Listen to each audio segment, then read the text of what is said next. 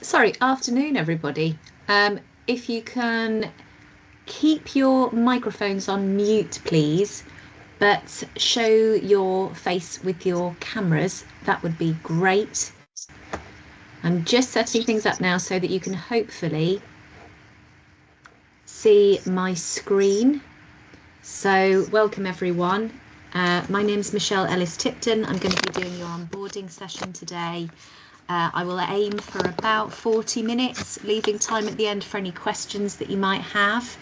If you could give me a thumbs up, please, if you can see the Welcome to Grad Teach screen. You can either do that on Teams or physically like that. Then I'll know that everybody can see what they need to see.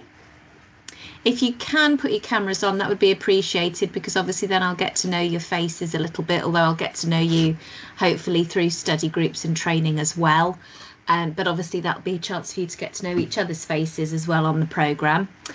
So today's session is really just about trying to give you an overview of what the course looks like between now and Christmas, to give you a sense of what you can expect from Grad Teach in terms of support, in terms of the kinds of work and assignments we'll be setting you, and also what we should be able to expect from you in terms of your commitment to training, how long you need to set aside for completing these tasks, and the different things that I hope will enable you to make good connections and do good research in the early weeks of September to enable you to find the coursework easier in the run up until Christmas. So I've put together today's session as a series of frequently asked questions, things that I think you would probably most want to know before starting. But as I said, I have left time at the end to make sure that you can ask me anything if there's anything that occurs to you that either myself or my colleague Alex Braithwaite is here, you want answers to, just to make you feel reassured and happy for starting in the next couple of weeks. Alex, as you've just joined us, do you want to introduce yourself? I've just very briefly said that I'm Michelle Ellis-Tipton. I'm the Teaching and Learning Lead and I'm running today. Do you want to just hop in and introduce yourself for anyone who doesn't know you? Hello, everybody. Sorry to have joined a couple of minutes late. It was just held up elsewhere.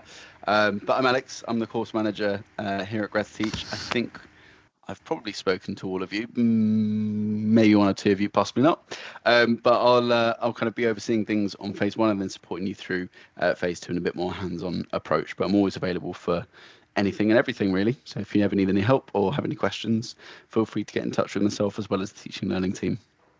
Lovely, thank you, Alex. Okay, so we will try and whiz through this. If you would like to take any notes, and I will probably tell you to make notes of any important dates coming up, just so that I know they're in your diaries and you're making sure you're blocking out that time, then you are welcome to. But I will also circulate today's presentation with the frequently asked questions on, so that you can read it back and check things. So don't feel as though you've got to be taking thousands of notes as we go through.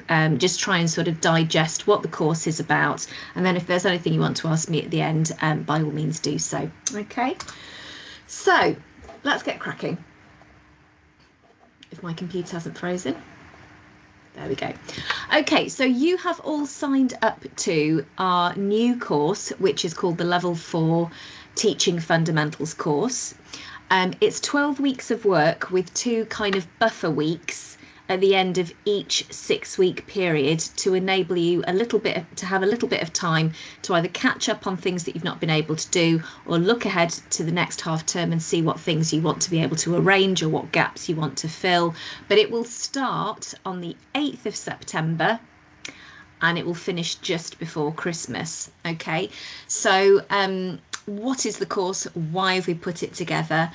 It's essentially a foundation course which we want you to do in order to be able to settle into school life and develop some really crucial, useful skills if you want to be an educational practitioner.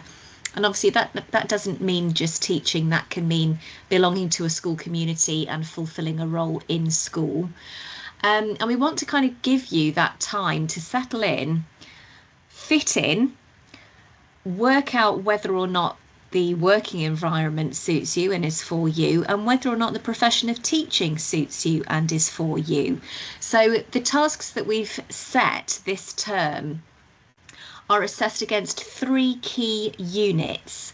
One of them, the first, is professional values. So it's about your personality as a colleague, and it's about developing those values and skills which make you an asset to a school community. So that's not really to do about it's not really to do with, how many educational books you've read, or whether you listen to this podcast, or whether you've done this at university. It's more about, can you be the kind of person who's going to fit into school life and enjoy that community and make the most of those opportunities. So the first unit is about developing those professional values and understanding what's required in a school setting. The second unit is about professional skills. So it's focusing mainly on things that, if you were to go ahead and become a teacher, are sort of fundamental cornerstones of being able to teach day to day. So planning lessons, managing behaviour, knowing how to assess learning. So that's unit 2. And then unit 3 is, I suppose, the science of learning. It's the teaching and learning best practice stuff that we call pedagogy. So if you haven't come across that term before, that's all it means. It's the science of teaching and learning, how we know what we do is good, essentially. And it's important for you to know some of that psychology and some of that cognitive science, because it informs the way you then plan learning experiences, the way you interact with children, how you ask them questions, that kind of thing. So those are the 3 units for the course. We will also point you towards and give you time to understand really essential policies that a school runs on day to day, like its safeguarding policy, its behaviour policy, its health and safety policy. Because when you know those policies, you know that you're going to act responsibly. You know that you're not going to make poor judgments or make mistakes. You'll know if something is kind of above your pay grade, and hopefully if it is, who to take that problem to, who to take that issue to. These are all really important things to understand, not only when you're starting out, but throughout your whole teaching career. And, you know, safeguarding especially has become probably the most important responsibility of all teachers and all people working in education over the last 10 years. So the sooner you kind of get confident and used to looking at safeguarding as both a government piece of legislation and responsibility, and the sooner you get to understand how it works in practice at schools, the much more confident you'll feel.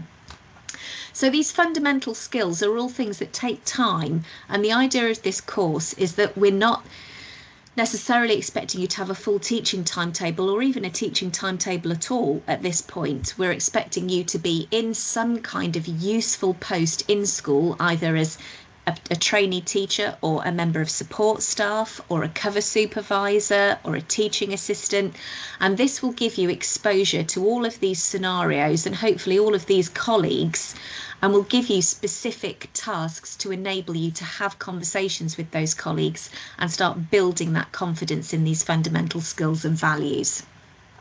So you'll have a variety of things to do each week. And hopefully what we'll get you to do is we'll get you to go out and get to know not just your school and its policies and its Ofsted inspection and its history, but also, perhaps even more importantly, who works there, what they do, how they can help you, how they can mentor and support you, because your colleagues really in a school are everything. That it's the colleagues who help you, observe you, keep you going, can say to you at the end of a rotten day, don't worry, I've had 25 of those. You know, there's nothing unusual in that, it's perfectly natural, and all of that kind of thing.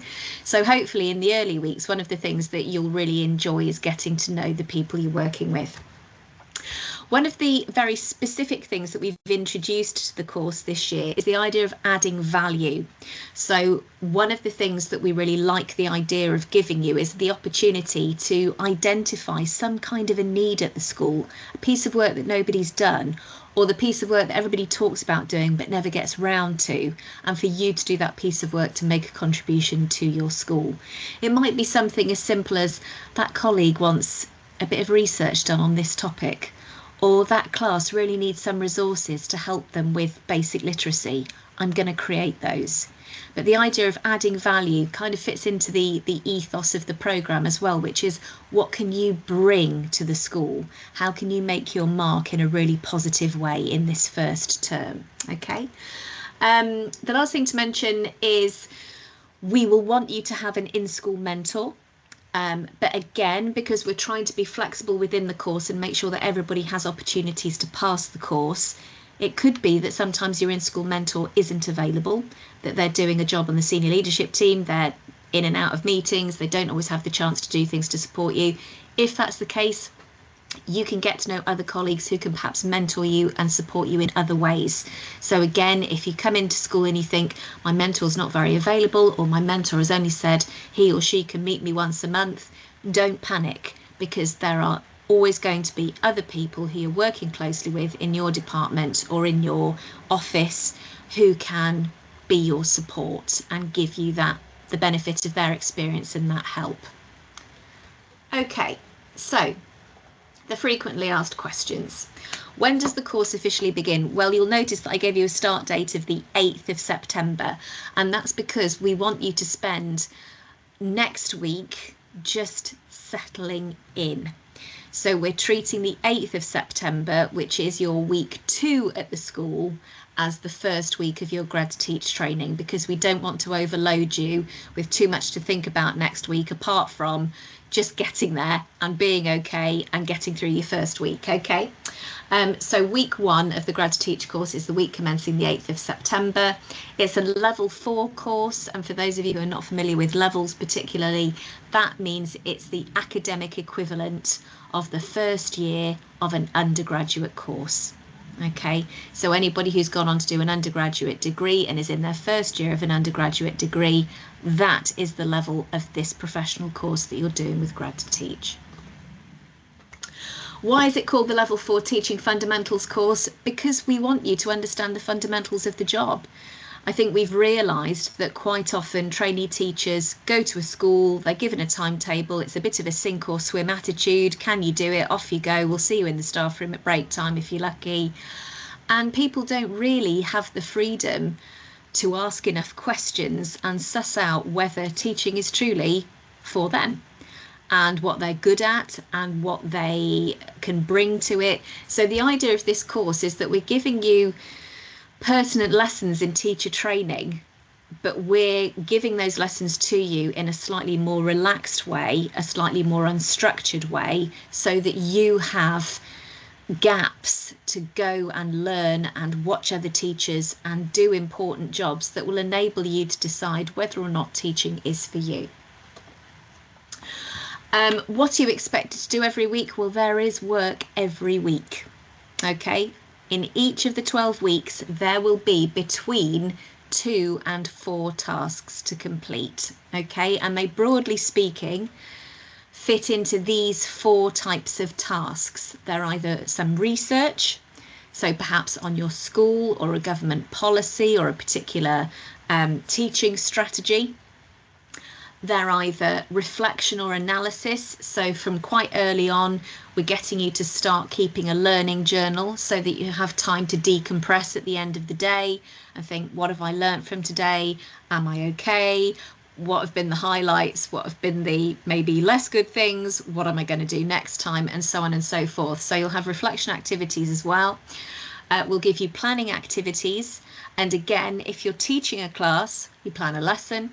If you're not teaching a class, you plan a learning experience, and we'll work with you to identify what good experience you can create for the children that you do have something to do with. And then some of it will be essay writing. So you'll have 2 extended tasks. One will be on safeguarding, hence the importance of really understanding safeguarding from the get-go. And one is going to be your extended project, which is your adding value project. You will access all your tasks on what we call the Grad to Teach Trainee Hub. You'll be able to navigate through each week at a time and clearly see what's coming up. Now, in addition to the tasks that you need to complete, there will be training that you need to attend. but we will also have a calendar on that main homepage, so you can see what's coming up and you can sign up for those training dates in the same way as you've signed up for today's webinar. So we'll make sure that everything's available on the calendar, and then you can sign up for the things that are pertinent to you.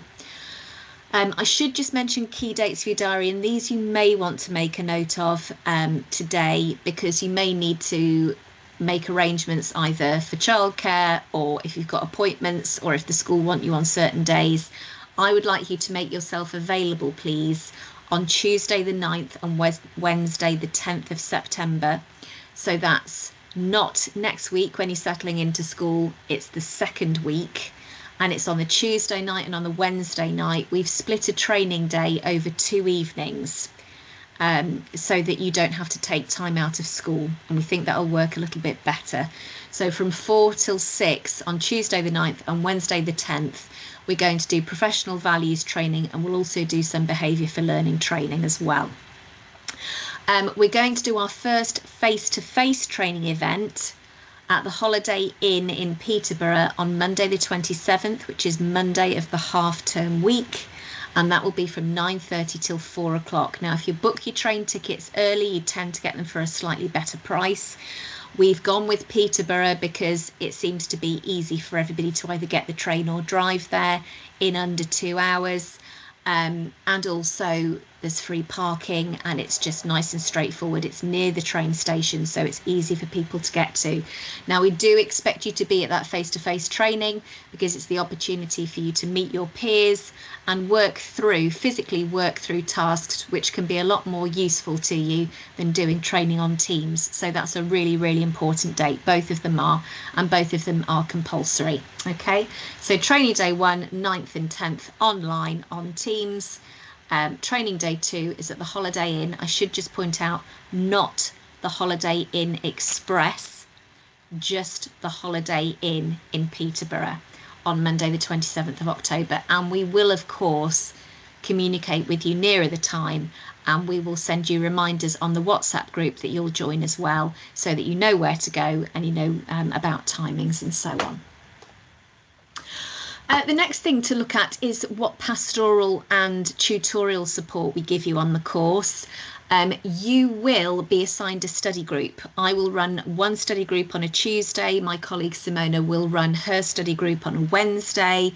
And if you are AOR, which means that you are trying to get qualified through a portfolio route rather than a PGCE, then you will come to study group with Simona or myself, and you will also attend enrichment sessions with Alex, who will help you to get your portfolio ready. Okay, there are 4 study groups before Christmas, so they're approximately every 3 weeks, and we will give you preparatory work to do for those study groups, because we're going to run them like seminars where you can come along, ask questions, talk about what you've read, talk about your experiences at school, and try to get a bit of a handle on the theory or the practice of teaching. Okay.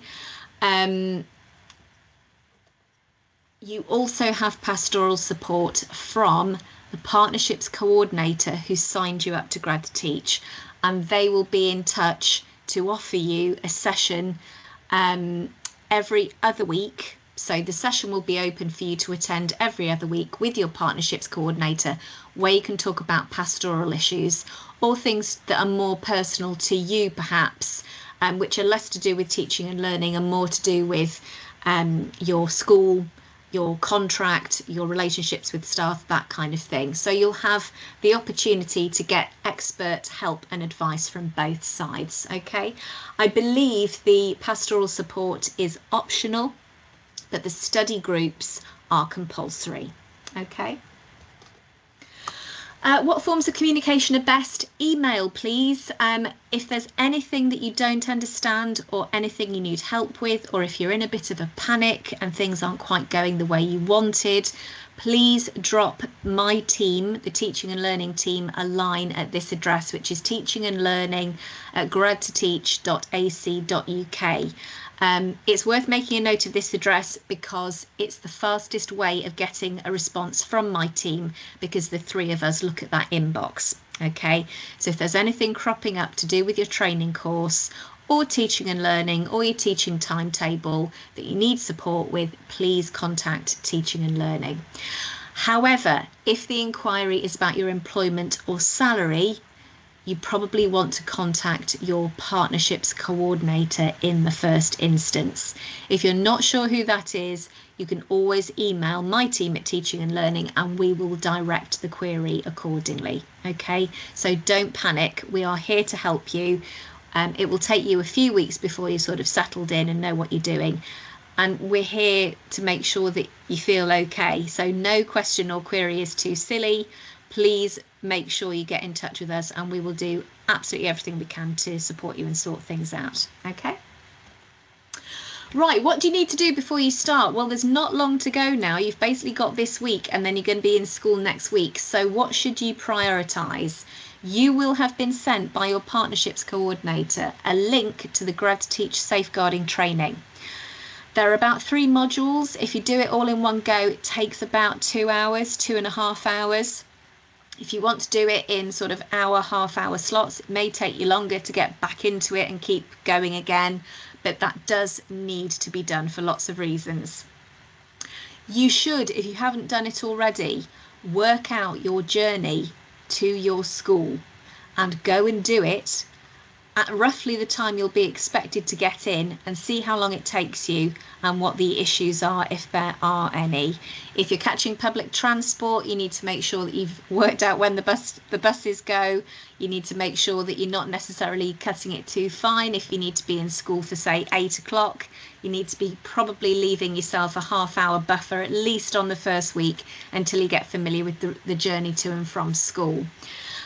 You can start to look at the key policies on your school's website, because things which are fundamentally important, like their safeguarding policy and their behaviour policy, will be very easy to find on their website, and you can get ahead by reading those. And even if you don't understand everything about them yet, the sooner you start to get familiar with those policies, the easier it'll be to fit in with your fellow colleagues who will all be working to those policies. Okay, and it sounds like a small thing, but once you've understood the policies, you know a bit more about the language of the policies and what teachers say. And so again, if you're a bit more in tune with how things are done and how people speak and what different language is used for these policies, and you use it, you stick out less as being a new member of staff. Okay, so it's worth doing a bit of research on those. The other thing to do is make sure you've reread any communication that came through from the school when you accepted the job. Make sure you know what time you need to be in, make sure you know where you're supposed to be meeting people on that first day, who that person is that you're supposed to be meeting, and just make sure you're prepared.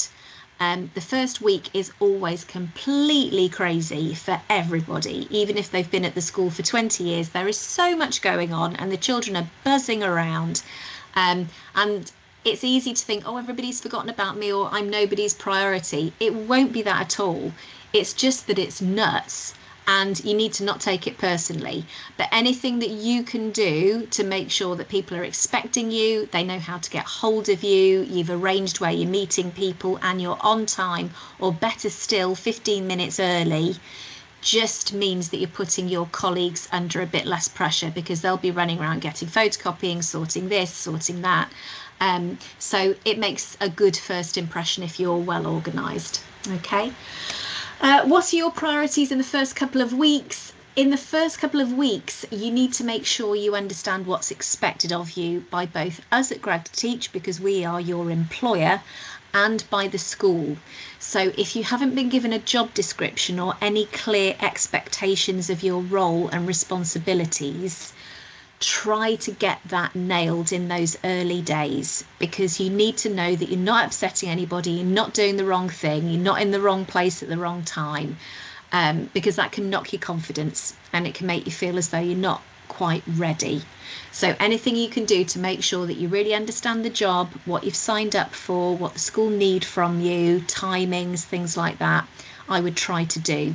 And also, you know, you can have a look at the Grad Teach course and page through the tasks and get an impression of what's to come. You don't have to just do it week by week. You can look at what's coming up and you can think, right, I might do a little bit on that today. I might speak to so-and-so about that. And we will try to give you lots of notice for things that are coming up so that you can make the most of your non-contact time and go and get those tasks started so that you're managing your time really well for us at Grad Teach as well. Okay, so how do we assess you on the course? My team does the assessment of the course, and our course is underwritten by the NCFE, which means that it's a proper qualification. So we are regulated by the NCFE. So we'll do the internal assessment, but you will have a qualification from the NCFE. You'll be assessed against the objectives I mentioned earlier, which are professional values, professional skills and pedagogy. And as you do the tasks, you'll be creating a portfolio of work. Okay. The other thing to mention is that in those buffer weeks, the weeks where we haven't actually set you any tasks, if you think, oh, I'm behind on this, or I don't think I've maybe got enough evidence to prove that I'm doing that, that's the week where you can go and gather it. So, for example, one of the things that we want to see is staff being able to say, yes, I've worked with this student and they've been absolutely amazing at doing this, this and this for me. And every week we come and do this and we go off and do that. Get those people to commit these nice things about you to paper, and you can upload that as part of your portfolio evidence to say, yes, I've shown professional values. Yes, I'm showing professional skills. So everybody you work with potentially can be somebody who can speak up for you and say, this is a good colleague. This is somebody who's got these skills and these talents and these qualities. Okay, so as I said earlier, if your in-school mentor can't be everything, don't panic. You've got a whole community of people there, and you've got students as well. And students can be very honest and give you some great feedback about how well you're doing and things that you've helped them with. So anybody you're working with and having an impact on can give you a little testimonial, and it's things like that that you can upload in those free weeks as a bit of a boost to your confidence and a way of saying, look how well I'm doing. Okay.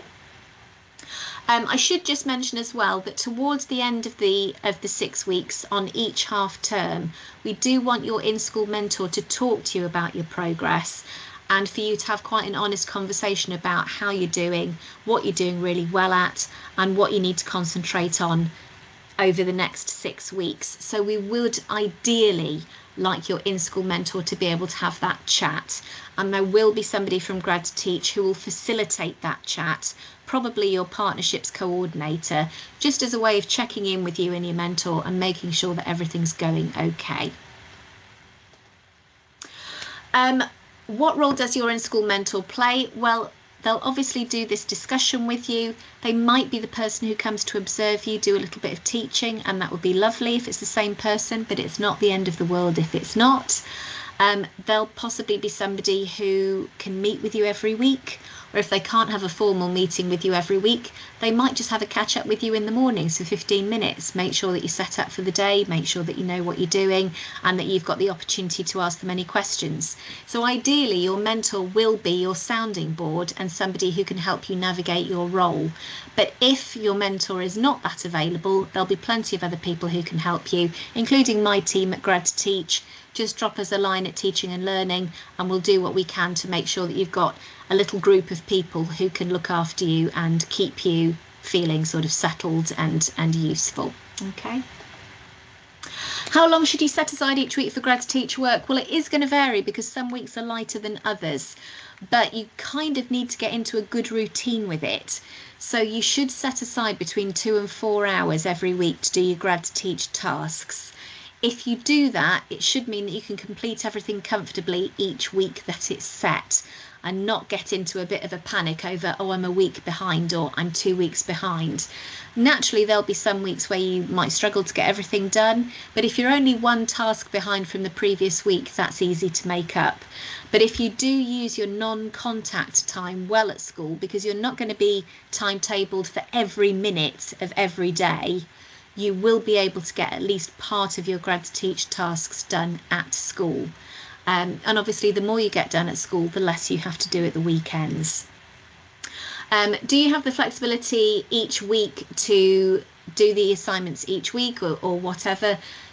My advice would be try to get the assignments set per week completed within the week, but don't panic if you can't. You should have enough opportunity to catch up. If we're worried about you, we'll let you know. Okay.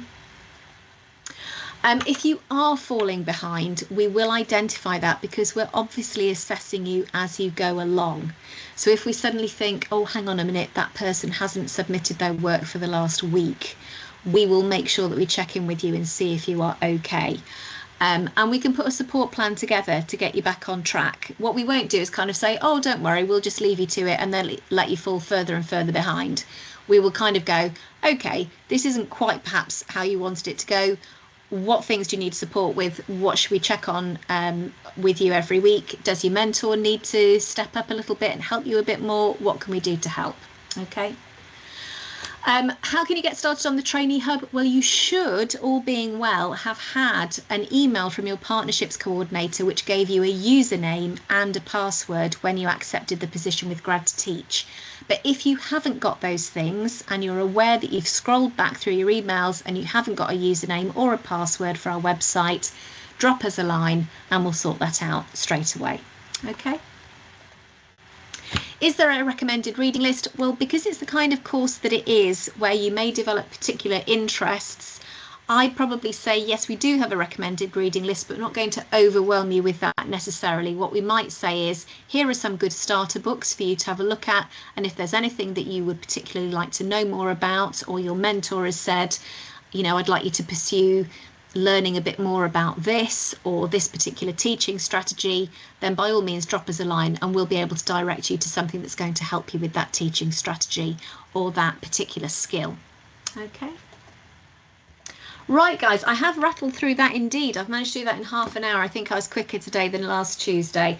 So it basically leaves for me to say to you, is there anything I've said on today's onboarding that hasn't made sense or that's panicked you, or have you got any questions? And Alex is obviously here from the partnerships team if you've got any questions relating to placements or salary or things like that.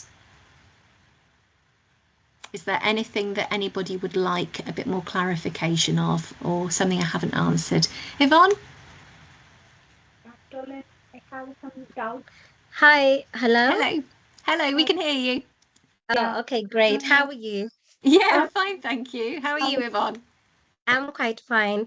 Okay, so my question is on I'm doing the AOR route, so I wanted to find out if I still do the same foundation course as well. What does it look like for a person doing AOR? Well, as far as I'm concerned, you're still doing the same course, but you will have enrichment training with Alex because he knows the AOR route far better than I do, and he will help prepare you to qualify through that particular route.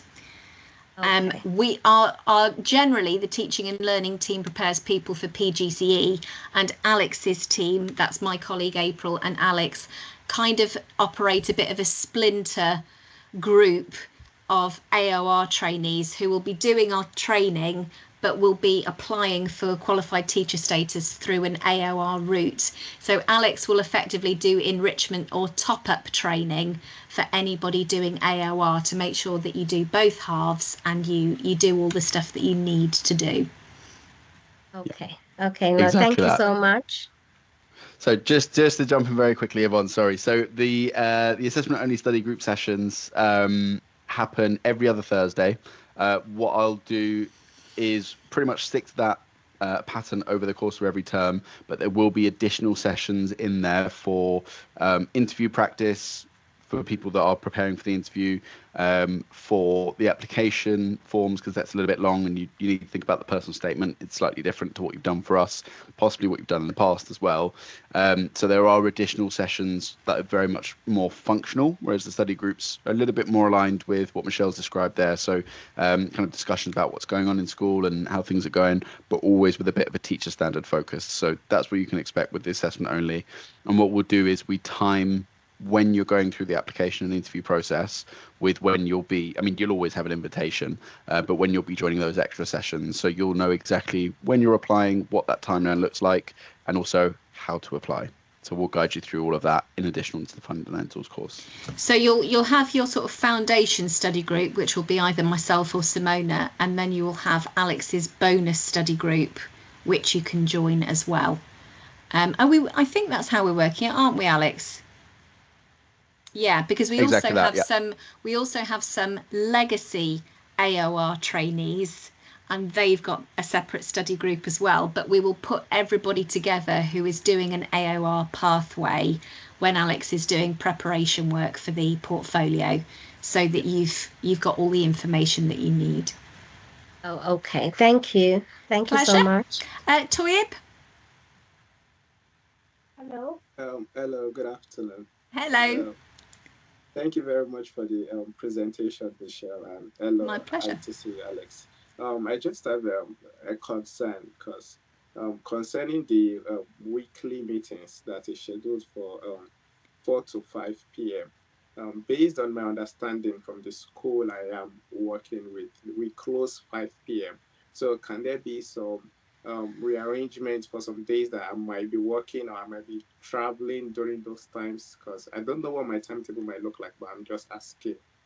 Well, I think it's, although the school, oh, I don't know. Alex, would you say that they'll officially lock up the school at 5 or No, no? so DeSalis, sorry, Toyib School, the hours are a little bit different. So they're open 9 to 5, so you can have lessons up until 5 o'clock, because of just the makeup of the school, really. So essentially, Toyib, what I'm waiting on is your timetable to come through from the team, which you should get on Monday, and then we can kind of act accordingly or arrange accordingly. Because obviously, if you're teaching every Tuesday 4 till 5, or Wednesday 4 to 5 or something like that, we need to figure out a workaround. So I'm just waiting on what your timetable looks like. But you're absolutely right to flag it. Your school does operate different hours to most others. But there are two things to bear in mind. One is that you're actually as well to stay at school and do your study group training at school. It's only going to be 4 hours between September and the Christmas holidays. So it's not every week. It's approximately every 3 weeks. And it's just easier for people to basically sit on their laptop at school somewhere quiet and do that training then, so they're not interrupted. They can find a quiet place and they're not too distracted by anything else going on. But also, what we have found in the past sometimes is that people have scheduled CPD at school during the week, once a week.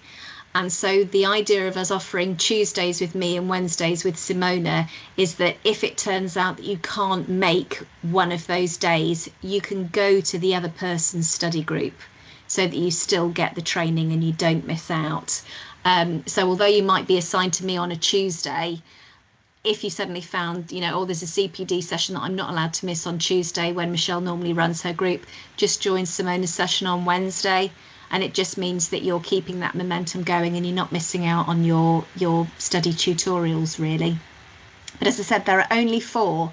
So all being well, the school, if you give them enough notice, the school might also be willing to release you on those particular dates, because they know that you're doing training to pass your qualification with us.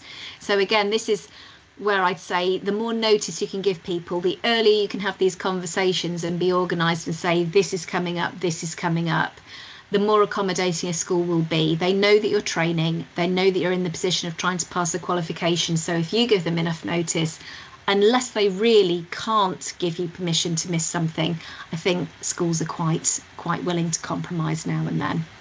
Santaline, you've got your hand up. Yes. How are you? All right, thank you. How are you? I'm fine. Ma'am, still now I didn't get access to that courses. Can you check that, please? Sorry, Santaline, I didn't hear that completely. Alex, did you? Actually, still I didn't get access to that courses. I'm trying. So just to clarify, do you mean you don't have access to the safeguarding course or the learning management system? Say that once more, Santaline. Yeah, the same thing, sir. Because yesterday I got only CPD, Then later I tried to go for the safeguarding, but it was not working for me. Okay, so the safeguarding course isn't working for you. So I think I might know why that is. It's just to do with where you're at with your safer recruitment, I think, but I'm not 100% sure. But what I'll do, I'll speak to Ali after this meeting and just clarify exactly what the issue is or might be. If it is a technical issue, I'll be honest, I won't be able to do it myself. So I'll have to call in Someone help. will. We'll sort Someone it out. will, yeah. But one way or the Um, other, we'll get it sorted out after this Leave it meeting. with us. Yeah. I've been working on the trainee hub today, and it's been a little bit temperamental. So sometimes Yeah. it's just occasionally a case of shutting it down, opening it up again, refreshing the page. Those simple tricks quite often bring everything back to where they should be.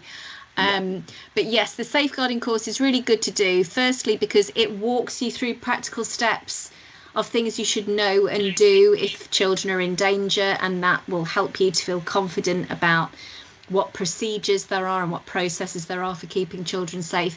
But apart from that, it's also a good induction to using Grad Teach trainee hub materials, because it will get you logging in and accessing a course on our trainee hub, and that's all useful because your course for the level 4 fundamentals will be exactly the same.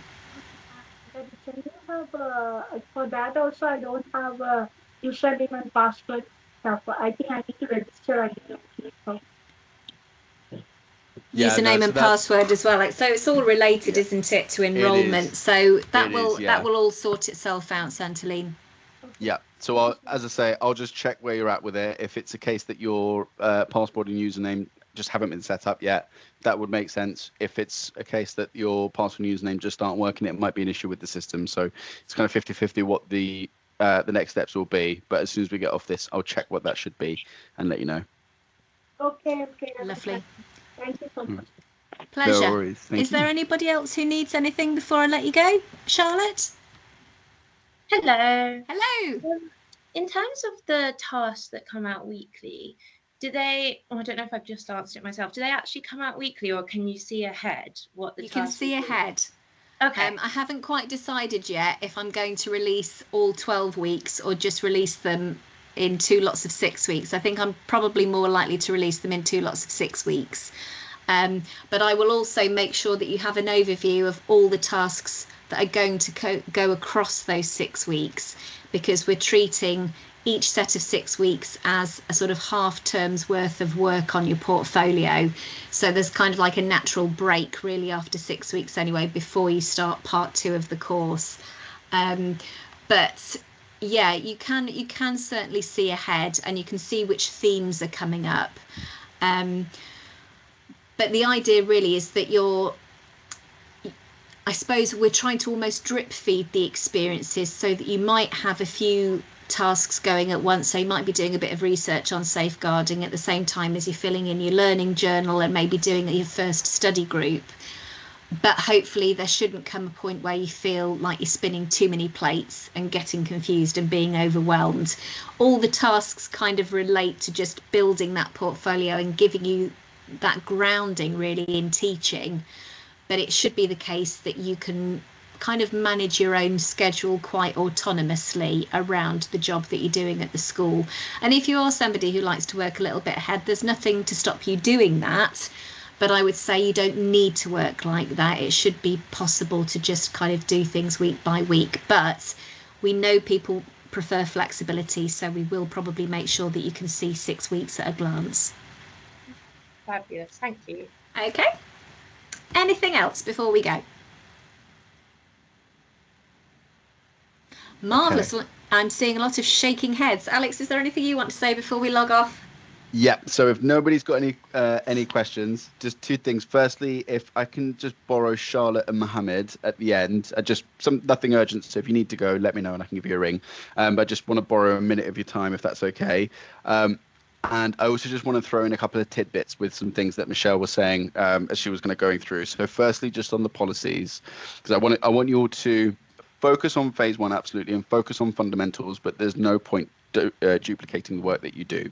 So as you're going through and you're looking over the policies and you're taking notes about who wrote it, what kind of theory informed it, keep those notes. Don't throw those notes away. They'll be very, very useful for your first assignment on the PGCE.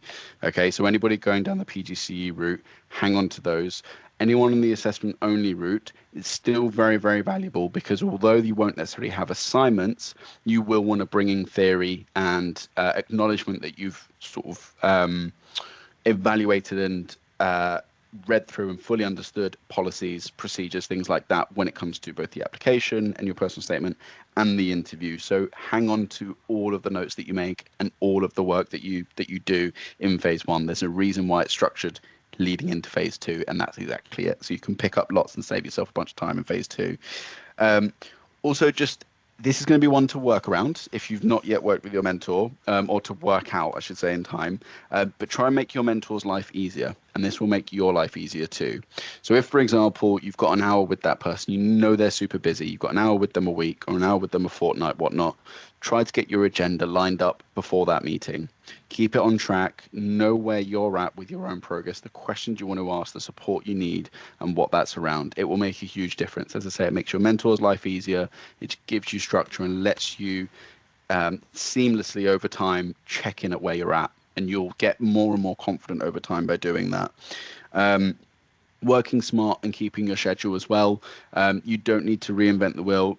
Michelle's kind of giving you a few ideas of how much this thing will take or how long that thing will take, and suggested making time and making space for work that you need to do throughout your week. Keep that schedule. Protect your own time as well, and the hobbies and things that you do. Teaching is an all-encompassing job, but you should still have your personal lives as well. So if the work is encroaching on your time, speak to us about how to sort of schedule things around, because that's one of the most important or valuable skills I think you can learn by the end of your PGC, is how to manage your time and get everything done. And there are ways, I promise. Michelle clarified the 9th and 10th both together create training day 1, so it's not a case of joining the 9th of September or the 10th of September. It's both is that one training session. Also, Monday the 27th of October should be the start of half term for every school in the country, or the second week of half term for schools doing the 2-week half term, which many are doing this year. Double check your school term dates as early as possible and let us know ASAP if your school is still in session on Monday the 27th of October. As I say, shouldn't do, that's why we picked that date, but just do double check, pretty please. The pastoral support, when Michelle mentioned it's optional, it absolutely is optional. The pastoral support, we're there if and when you need us. We will check in with you as well, of course, but we don't want to just get in your way. So please do use us, use those pastoral sessions. I also just, and this ties in with the safeguarding course too, I also just want to remind everybody that we're enrolling you all onto our payroll app. So all your payroll is sorted out through an app. I'm getting early registration through for you all, which should be happening this week, so you'll all have access. There's free anonymous counselling on there. Safeguarding training is, and this, of course, everybody I think here has probably done it before. You'll all know it's quite intense, and it is quite an emotional thing to learn about and to cover. Don't suffer in silence. The counselling is there and is available. We don't know about it if you ever access it, but we're also here as well to help coach, counsel as much as possible, as best as we possibly can. It's optional, but it's always available. And the final thing is just to go back to when Michelle was talking about kind of getting to know people in the early stages of the term. Monday and Tuesday for the vast majority of you, I think, are inset days. Make the most of your inset days. You might find that people have more time then than they do for the rest of the year. So try to make the most of them. Get your timetable, meet the other people in your department if you're joining a school anew, and just make introduce notes. Yourself. Go and introduce yourself. For sure. Ask loads of questions. People often say, I didn't want to ask too many questions. I didn't want to come across as someone who was constantly asking questions. From my experience, that's a trainee who cares, that's a trainee who is interested, and that's a trainee who wants to know things because they want to be part of that community and they want to be good. So please don't be put off the idea of asking questions. When I mentored all kinds of people through teacher training, and I always thought that made a really cracking impression. Somebody who asked intelligent questions, somebody who was careful, somebody who didn't want to to make mistakes without checking first. These are all really honourable, positive qualities. So in those early days, don't think it's creating a bad impression if you've got lots of questions. It isn't. But if you are a bit self-conscious, write them down and decide if they're questions that can wait until those mentor meetings, or if they're things which are urgent and you need answers to them now. But I couldn't agree with Alex more. Mentors would love to have an agenda ready for you. They'd love to be able to say, oh, I'm going to spend the morning having a cup of coffee and just talking about teaching. But unfortunately, those days are long gone, and they'll be squeezing it in between various other commitments. So if you can come along and say, it's only a quick one today, I just need to go over these 3 things, they will think you're the best thing since sliced bread. So do be organised, do ask questions, do be aware of the fact that you make that first impression from the second you set foot on that soil, you know, and speak to everybody, get to know everybody, get to know your cleaners, get to know your IT people, get to know the people who run the canteen, because there will be times when you really need them to be on your side and dig you out of a hole. So make sure you know who they are. It's not just the senior team that run the school, it's very much the caretakers, the cleaners, the staff who organise break times, everybody who does duty, there's the cover staff. Everybody makes a massive contribution, so do get to know people, and do be aware as well, just as a final thought, not that I think any of our grad to teach trainees will be like this, but it's very important to be formal and respectful to your senior team. You can't treat the head teacher and the senior leadership team as though they are pals and that you're all on the same level. Schools have a hierarchy for a reason. There has to be the boss, and there have to be the people who make the tough decisions and who run the place, and they do deserve your respect and your attention. And so, you know, that's the way a school has to run. Not everybody is equal in a school, and that's for a really good reason. And the people who get paid the most are the people who have the most responsibility and need to take care of everything and everyone. So do make sure you're being respectful, you're making eye contact, and you're just being mindful of people's professional status, because it does matter. And sometimes it's not done deliberately, but sometimes trainees have gone in and not made the greatest impression on their head teachers and senior team. And I would hate for anybody to feel as though they had to try to undo anything in those early weeks because they'd made an impression on somebody that they slightly regretted. So do be mindful of how you present yourself, how you speak to people, and learn from other people. See how other people do it. We don't expect you to know all the answers. You're a trainee. But obviously keep an open mind and be a bit of a sponge, absorb all the good things that are going on around you and learn from those. Okay. Right, that's my last point then, Alex. I think we're all done and dusted. Thank you very, very much, Michelle, for presenting. Thank you, everybody. And thank you everybody coming. for attending. And if there's anything in the meantime, you've got our teaching and learning address on the screen here. No question too small, no question too silly. Honestly, there really aren't any silly questions. We'd far rather you felt prepared, happy, well organised and excited about your first week. So do get in touch if you need us. And on that note, Have a great rest of afternoon, and we'll see you, if not next week, then the week after next. See you on the 9th. Thanks, everybody. Bye, everybody. Thanks for coming. Good luck. See you soon. Bye. Bye. Good luck, everybody. Thank you. Alex, I can end the event or I can leave. So do you want me to leave so that you can speak to the people you need to speak to? Otherwise, I'm kind of cutting you all off. Yeah, is that all right? And I'll just You just need to end the event when you finish speaking to everybody. Well, so because this is, I mean, it's nothing super private, but just because it's personal, I'm going to end the event now.